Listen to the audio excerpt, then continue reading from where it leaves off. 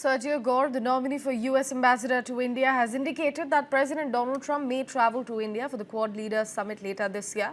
Gore, who has been announced as the next US Ambassador to India, said he would not commit to the exact dates for this trip. Earlier, in fact, he underscored the strategic importance of New Delhi in testimony before the Senate Foreign Relations Committee on Thursday, calling India, quote-unquote, one of the most important relationships US has in the world. Gore pledged to restore personal touch to the ties and deepen defense, trade and technology cooperation. He stressed that India shares far more in common with the US than with China, and that closer collaboration was essential to counter Beijing's expansionism.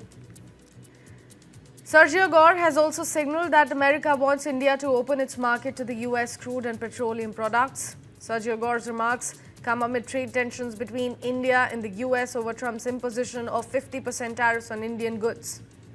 Meanwhile, US Secretary of State Marco Rubio has said that in the 21st century, the story is going to be written in the Indo-Pacific. It's so important that we have changed the name of the combatant command in the Indo-Pacific.